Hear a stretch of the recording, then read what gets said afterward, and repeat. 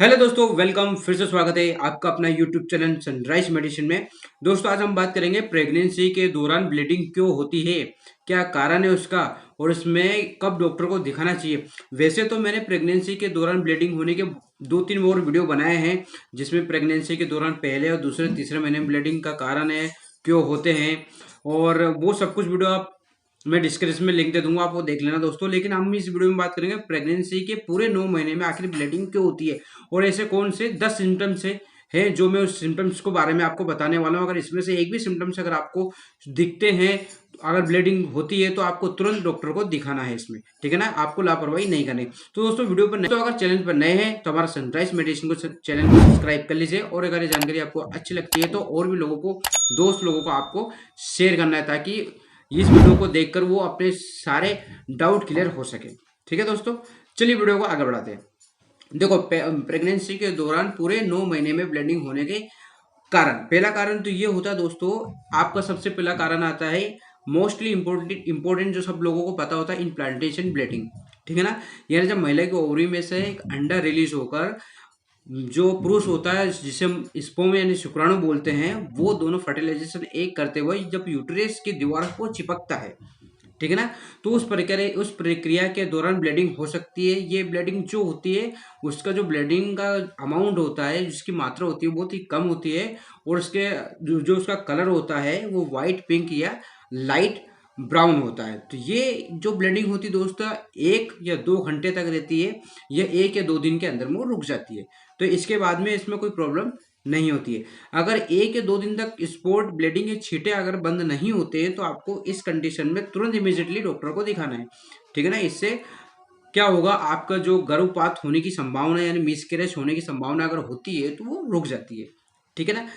ठीक है, उसके बाद में दूसरा कारण ये है, कभी कभी जो बच्चेदानी का मुंह होता है, जिसे हम सर्विक्स कहते हैं, उसके छोटे से फिंगर लाइक पोजीशन, जिसे हम पॉलिक्स कहते हैं, वो उस तरह की ग्रोथ नहीं हो पाती है। तो उस टाइम क्या होता है, उसका जो ब्लड फ्लो होता है वो बहुत अधिक हो जाता है। तो कई बार इन्फेक्शन की वजह से भी आपके ब्लीडिंग होने के चांसेस होते हैं।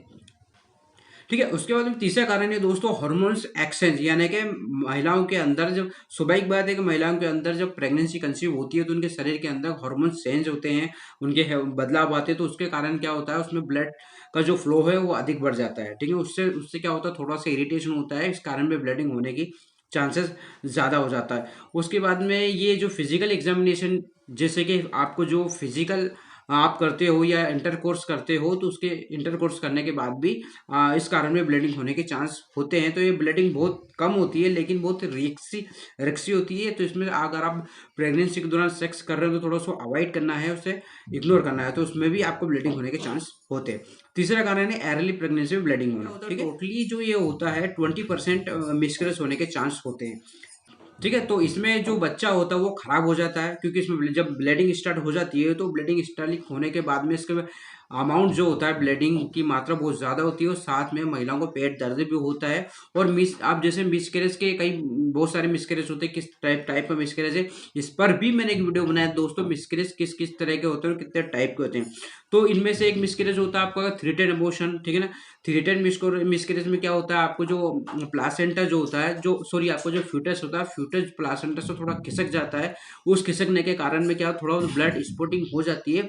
तो अगर ये हो जाता है, तो अगर टाइम पे डॉक्टर को दिखा देते हैं, तो ये प्रेगनेंसी को कंटिन्यूस कर सकते हैं डॉक्टर, उसमें बच्चे को बचा सकते हैं, ठीक है ना। उसके बाद में एक अबॉर्शन ये होता है कि जो और मिसकैरेज होता है, जो आप उसे अबॉर्ट होने से नहीं बचा सकते, क्योंकि वो इनकम्प्लीटली अबॉर्शन होता है। ये जो आपकी इसमें हैवी ब्लीडिंग होती है, और इसमें कुछ जो ब्लीडिंग के साथ में जो मिसकैरेज होता है, उसका पीस जो होते हैं, छोटे छोटे पीस थोड़े से बाहर निकल जाते हैं, और थोड़े अंदर रह जाते हैं यूट्रस में, ठीक है ना। तो इसमें पेट दर्द बहुत ज़्यादा होता है, बहुत ज़्यादा ब्लीडिंग होती है। तो इसे आप अबॉर्शन जब होता है, जिसे हम रोक नहीं सकते, ये है।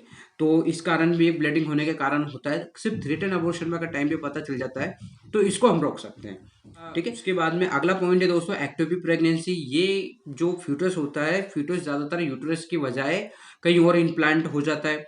मोस्टली ये जो ज़्यादातर देखा गया है फॉलोपियन ट्यूब में होता है। कहीं कई बार क्या ओवरी में हो जाता है, कई बार सर्विक्स में प्लांट हो जाता है। तो ये काफ़ी रिस्क कंडीशन होता है। अल्टीमेटली ये प्रेगनेंसी का मतलब इसमें कंटिन्यूस नहीं कर सकते, और ये सर्जरी के द्वारा ही प्रेगनेंसी को कंटिन्यूस भी नहीं कर सकते, यानी सर्जरी के द्वारा इसको काट कर अलग निकाला जाता है, ठीक है ना। तो ये बहुत रिस्की होता है। अगर ये महिला को पता चल जाता है तो ये ज़्यादातर जो पता चलता है प्रेगनेंसी के पहले, दूसरे, तीसरे महीने में, यानी पहले 3 महीने में ये पता चल जाता है कि इस तरह का एक्टोपिक प्रेगनेंसी अगर हो चुकी है तो इसको, ये भी बहुत रिस्क होता है, ठीक है।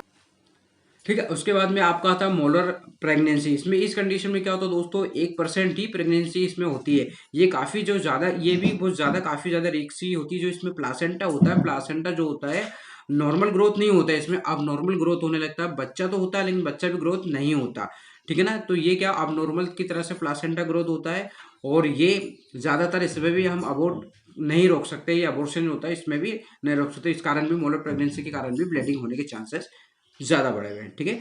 और इसमें वॉमिटिंग बहुत ज़्यादा होती है, पेट दर्द बहुत ज़्यादा होता है, ठीक है ना। ये एक्चुअली क्या है, ये 1% ही होती है जो महिलाओं में ये देखने को मिला है मोलर प्रेगनेंसी। ये ज़्यादातर जेनेटिक होती है, माँ अगर आपको माँ को हुआ तो उसके बच्चे को, इसके बेटी को हुआ, ये इस तरह की कंडीशन है, ठीक है। उसके बाद में एक आता है एब्रियोनिक प्रेगनेंसी।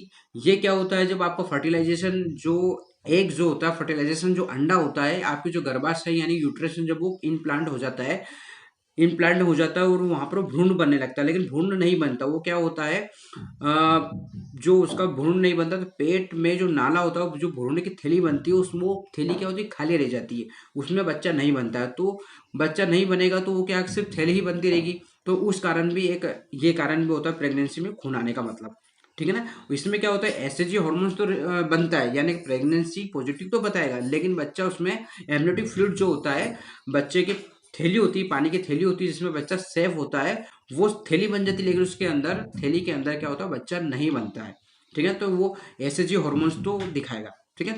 तो ये आपको समझ में आ गया होगा। अगले पॉइंट पे बाद में एक और कारण होता है दोस्तों, यूरिन इन्फेक्शन। यूरिन इन्फेक्शन या वेजाइनल इन्फेक्शन की वजह से भी आपका ब्लीडिंग आने के चांस हो जाते हैं। और इसमें क्या है, साथ में पेट दर्द होता है, और ये हुआ तो साथ में कुछ भी, किसी भी का डिस्चार्ज निकलने लगता है, वाइट डिस्चार्ज या फिर आपको येलो ब्राउन डिस्चार्ज प्रेगनेंसी में, तो इसके कारण भी अब ब्लीडिंग होने के चांस हो जाते हैं। तो ये एक्चुअली ये ट्रीटमेंट के द्वारा से रोक सकते हैं, लेकिन अगर ये ज़्यादा हुआ तो प्रॉब्लम क्रिएट हो सकता है, ठीक है।